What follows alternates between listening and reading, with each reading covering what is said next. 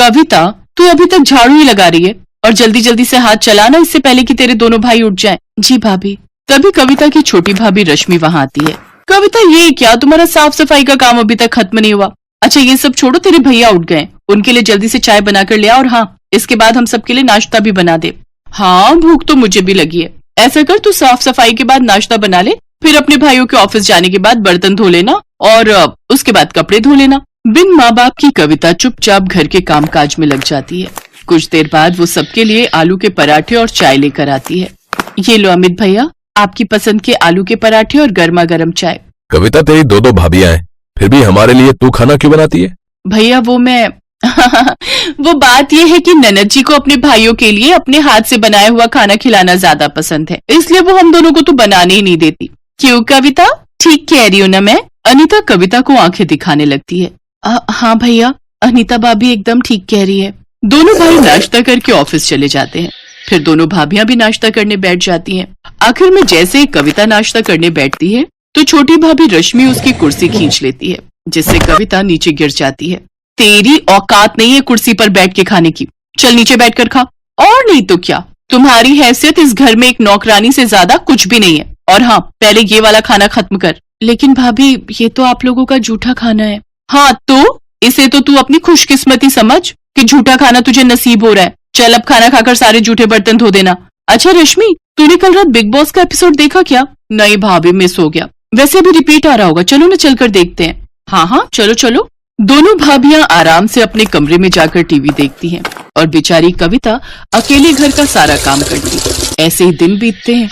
एक रोज हम दोनों भाइयों को काम के सिलसिले में दूसरे शहर जाना है। हमारे मालिक एक नई फैक्ट्री झारखंड में लगवाना चाहते हैं। हम कुछ 2 महीनों के लिए वहीं रहेंगे। तब तक तुम सब अपना ख्याल रखना, ठीक है? भैया, आप दोनों मुझे छोड़कर जा रहे हो? जा कहाँ रहे हैं पगली, तेरे लिए ही तो मेहनत कर रहे हैं ताकि हमारा प्रमोशन हो जाए और हम तेरी शादी धूमधाम से कर सकें। ये सुनकर दोनों भाभियां मुंह बना लेती हैं। अपने पतियों के जाने के बाद तो अब वो दोनों कविता पर और भी जुल्म ढाती हैं। ऐसे ही एक रोज बाहर जोर की बारिश हो रही होती है। देखो भाभी, कितना सुहाना मौसम हो रहा है, क्या मजेदार बारिश हो रही है। हाँ रश्मि, और ऐसे मौसम में गर्मा गर्म चाय और पकौड़े हो तो मजा ही आ जाए। रुक, अभी उस महारानी को बोलती हूँ। कविता, अरे ओ कविता, कहाँ मर गई? जी भाभी, आपने बुलाया? वो मैं कपड़े उठाने गई थी। अच्छा ठीक है, चल अब जल्दी से हमारे लिए गर्मा गर्म चाय और पकौड़े बना कर ले आ। जी भाभी। कविता रसोई में जाकर पकौड़े बनाने लगती है। कुछ देर हे राम, कहीं मैं पकौड़ों में नमक डालना तो नहीं भूल गई, एक चक्कर देखती हूँ। कविता जैसे ही एक पकौड़ा चखने लगती है तभी वहाँ उसकी छोटी भाभी रश्मि आ जाती है और वो उसे एक जोरदार थप्पड़ मारती है। बदतमीज, हमें जूठा खिलाती है, आज तो तू देख तेरी खैर नहीं। ये कहकर रश्मि उसे खूब मारती है। आवाज सुनकर अनीता वहाँ आती तो डर के मारे कविता अपनी बड़ी भाभी के पीछे छुप जाती है। भाभी, भाभी मुझे बचा लीजिए। अब बस भी कर रश्मि, अगर ये मर गई तो हमें जेल में सारी उम्र बितानी पड़ेगी। एक काम करते हैं, इसे घर से निकाल देते हैं, नहीं तो पता चले हमारे पति जो भी कमा रहे हैं वो आकर इसकी शादी में उड़ा दे। हाँ, ये तो मैंने सोचा ही नहीं, ये बात ठीक कही आपने। दोनों भाभियां बेचारी ननद को धक्के मारकर बाहर निकाल देती हैं। बाहर तेज बारिश हो रही थी। भाभी, भाभी मुझे घर से मत निकालो, इस बारिश में आकर मैं कहाँ जाऊंगी। लेकिन वो उसकी एक नहीं सुनती और उसे घर से निकाल देती है। कविता बारिश में बचते हुए एक पेड़ के नीचे खड़ी हो जाती है और सारी रात उसी पेड़ के नीचे बैठकर रोती रहती है। ऐसे ही अगली सुबह हो जाती है। कविता को भूख लगने लग जाती है। बहुत भूख लगी है, ये सोचकर कविता कुछ खाने के लिए ढूंढते हुए सड़क की ओर आती है। ठेलों पर जाकर कुछ न कुछ मांगती है, लेकिन कोई भी उसकी मदद नहीं करता। कुछ देर बाद वो एक बूढ़े बाबा के ठेले पर पहुंचती है जो कि पकौड़े बनाकर बेच रहा था। वो उसके सामने रोते हुए कहती है, बाबा, बाबा मैं कल से भूखी हूँ, मुझे बहुत भूख लगी है, मुझे ये थोड़े से पकौड़े दे दो, लेकिन मेरे पास पैसे नहीं है। उस बूढ़े व्यक्ति को कविता पर तरस आ जाता है और वो कुछ प्याज के पकौड़े चटनी के साथ उसे खाने को दे देता है। कविता को उन पकौड़ों को देखकर वो बात याद आ जाती है कि कैसे एक पकौड़े के पीछे उसकी भाभी ने उसे घर से निकाल दिया। क्या हुआ बेटी, तुम रो क्यों रही हो? अभी तो कह रही थी कि बहुत भूख लगी है। कविता रोते हुए उसे सारी बात बताती है।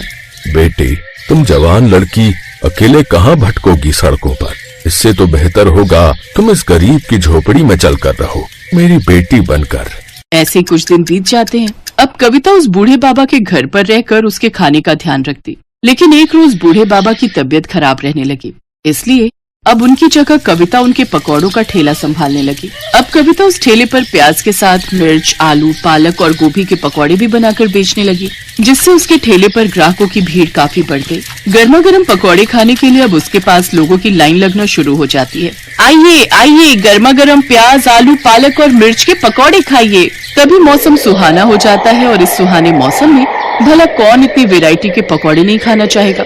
अरे ओ पकौड़े वाली, बनाना तो 20 रुपए के प्याज के पकौड़े। हाँ, और मेरे लिए मिर्च के पकौड़े हैं। इस तरह उसके पास ग्राहकों की भीड़ लगना शुरू हो जाती है और जो भी उसके पकौड़े एक बार खाता वो बार बार जरूर खाता। भगवान की दया से मेरे बनाए हुए पकौड़े सब ग्राहकों को बहुत पसंद आ रहे हैं। अगर मेरा ये काम ऐसे ही चलता रहा तो बहुत जल्द मैं एक नया पक्का घर बनवा लूंगी। ये सब सोचकर कविता बहुत खुश थी।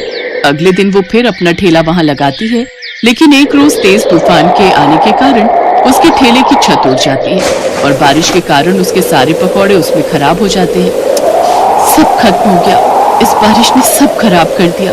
इस बारिश ने एक तरफ जहाँ कविता को रोजी रोटी कमाने से भी वंचित कर दिया था, तो वहीं दूसरी ओर उसकी दोनों भाभियां आराम से अपने लिए पिज्जा और पॉपकॉर्न ऑर्डर करके मजे से इस बारिश का लुत्फ उठा रही थी।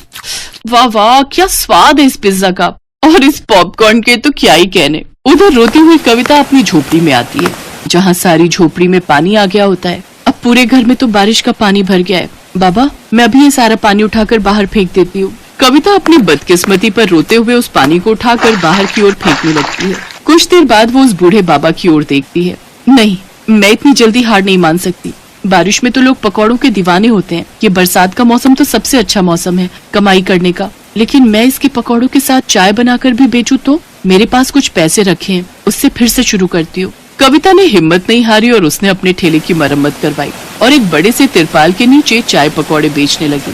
बारिश में लोग उसके तिरपाल के नीचे आकर चाय पकौड़े खाने लगते हैं, जिससे उसकी बिक्री अब पहले से भी ज्यादा होती है। ऐसे ही कुछ दिन बीत जाते हैं। अब कविता दिन भर में 3000 रुपए कमाने लगी। एक रोज अमित और सुधीर कार से जा रहे थे, तभी उस ठेले पर उनकी नजर गई। अरे, ये तो अपनी बहन कविता है, लेकिन ये यहाँ फुटपाथ पर ये चाय पकौड़े क्यों बेच रही है? वो दोनों कविता के पास जाते हैं। अपने भाइयों को देख कविता फूट फूट कर रोती है। भैया, आप मुझे छोड़कर क्यों चले गए थे? देखो आपके बिना मेरी हालत कैसी हो गई है। लेकिन बहन, तुम्हारी ये हालत कैसे हुई? इसके बाद कविता सारी बात अपने दोनों भाइयों को बताती है। अमित और धीरज गुस्से में घर आते हैं। अनीता, अनीता, कहाँ हो तुम? लौट आए आप लोग? आप रुको, मैं अभी पानी लाती हूँ। लेकिन तुम क्यों लाओगी? वो कविता का है, उससे कहो। अब हम आपको क्या ही बताएं, उसने तो हमारी नाक ही कटवा दी। वो तो किसी लड़के के साथ भाग गई है। ये सुनते ही अमित ने अनीता को जोरदार थप्पड़ मारा। शर्म नहीं आती झूठ बोलते हुए? हैं? दो भाइयों के होते हुए भी आज हमारी बहन को न जाने कैसे कैसे अपना पेट पालना पड़ रहा है, हैं? सुन लो, तुम दोनों के लिए अब हमारे घर में कोई जगह नहीं है। निकल जाओ यहाँ से। उन दोनों भाभियों को अपनी गलती का एहसास हो जाता है और वो अपनी ननद से माफी मांगते हैं। इसके बाद कविता अपनी दोनों भाभियों को माफ कर देती है, जिसके बाद वो उस बूढ़े काका को भी अपने घर ले आती है। अब वो अपने पकौड़े के बिजनेस को और भी आगे बढ़ाती है। एक बड़ा सा रेस्टोरेंट खोलकर उसमें पकौड़े बेचकर खूब कमाई करती है।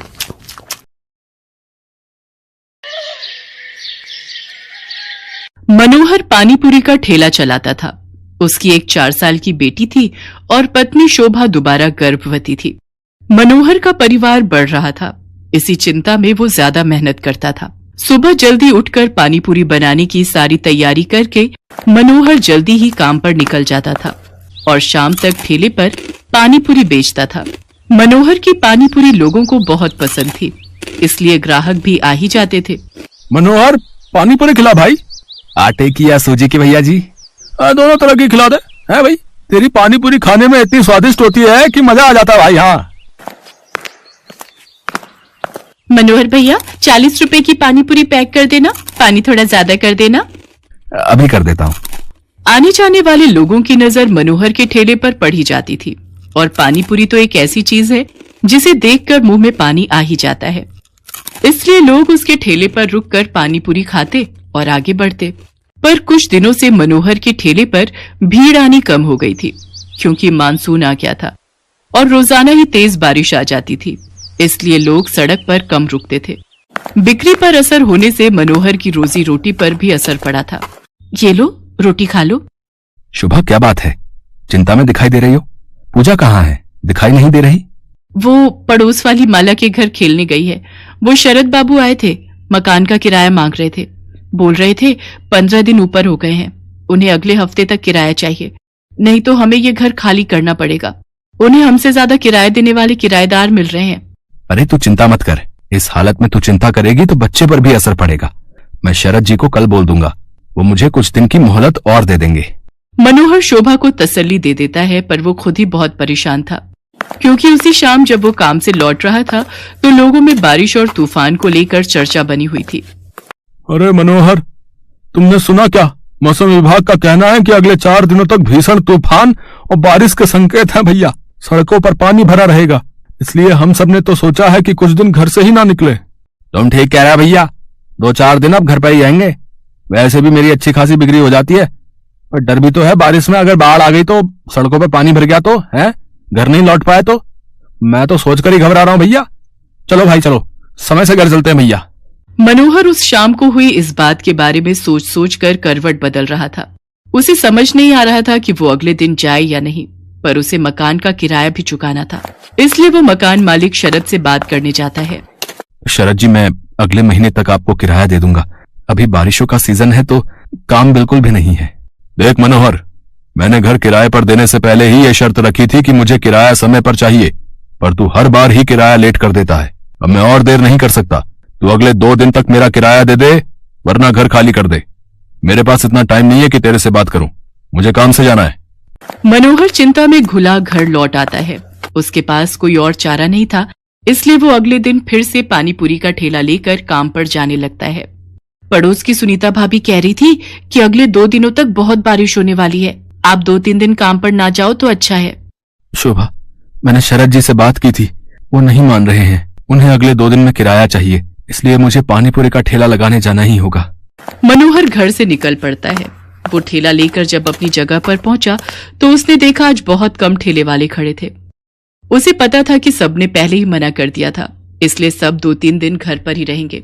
मनोहर अभी अपना ठेला तैयार कर ही रहा था कि अचानक तेज बारिश शुरू हो गई और बारिश लगातार तेज होती जा रही थी। मनोहर का पूरा ठेला बारिश के पानी से भीग चुका था। उसका बहुत नुकसान हो गया था। हे भगवान, कितना नुकसान हो गया। सोचा था आज थोड़ी कमाई हो जाएगी तो किराए के थोड़े पैसे देकर शरद जी को संभाल लूंगा, पर अब क्या करूं? आज तो 1 पाई की भी कमाई नहीं हुई। अब तो वापस घर जाने के सिवा कोई रास्ता नहीं। घर ही चला जाता हूँ। बारिश का पानी सड़कों पर भर रहा है, अगर कुछ देर और रुका तो यहीं फंस जाऊंगा।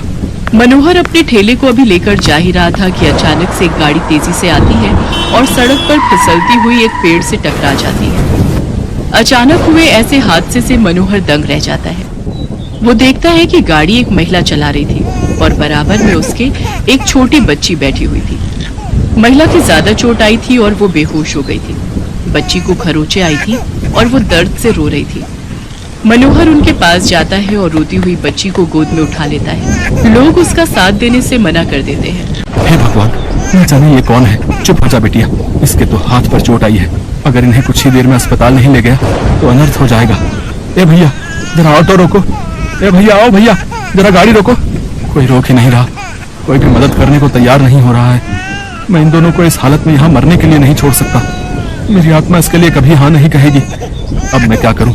अब तो एक ही रास्ता बचा है। मनोहर को कुछ समझ नहीं आ रहा था। उस महिला की हालत गंभीर होती जा रही थी, उसके खून बह रहा था। मनोहर जल्दी से अपने ठेले का सामान उतारता है और बड़ी मुश्किल से उस औरत को अपने ठेले पर लिटाता है और बच्ची को भी साथ में ठेले पर बिठाकर बारिश में भीगता हुआ बड़ी मुश्किल से एक अस्पताल में पहुंचता है।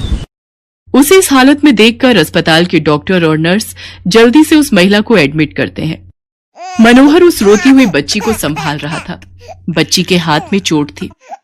मनोहर ने अपने मोबाइल से अपनी पत्नी शोभा को भी फोन कर दिया था ताकि वो परेशान न हो। कुछ घंटों बाद महिला को होश आता है। वो अपने पति को फोन मिलाती है।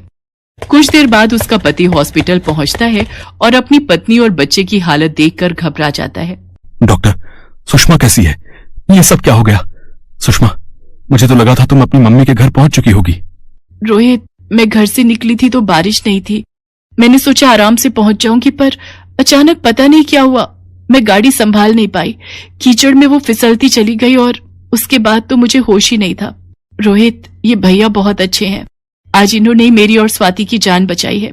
आपकी वाइफ ठीक कह रही हैं। आज की दुनिया में ऐसी मदद कोई नहीं करता। हमने अपनी आंखों से देखा था। ये भैया बारिश में अपने ठेले पर आपकी पत्नी और बच्ची को हॉस्पिटल लेकर आए थे। मैं आपका एहसान किस तरह से चुकाऊंगा? आपने जो मेरे लिए किया है, उस एहसान के बदले में आपके लिए कुछ भी कर सकूं तो मेरे लिए बहुत बड़ी बात होगी। बाबूजी, ये तो मेरा धर्म है। अगर मुसीबत में पड़े लोगों की जिसने सहायता नहीं की तो वो इंसान ही क्या। रोहित को पता चलता है कि मनोहर पानीपुरी का ठेला चलाता है। वो देखता है कि मनोहर बहुत गरीब और मजबूर है, जो अकेले ही बड़ी मुश्किल से अपना परिवार चला रहा है। मनोहर भैया, अब आपको चिंता करने की कोई जरूरत नहीं है। आपका मकान का किराया भी भर जाएगा और आपके परिवार की परेशानियां भी दूर हो जाएंगी। आपकी अपनी पानीपुरी और चाट की दुकान होगी, जिसको खुलवाना मेरी जिम्मेदारी है। रोहित की बातें सुनकर मनोहर के चेहरे पर खुशी झलक आती है। कुछ ही दिनों में रोहित मनोहर को पानीपुरी और चाट की एक बड़ी और अच्छी दुकान खुलवा देता है। मनोहर को उसकी अच्छाई का फल मिल जाता है और उसकी सारी परेशानियां दूर हो जाती हैं।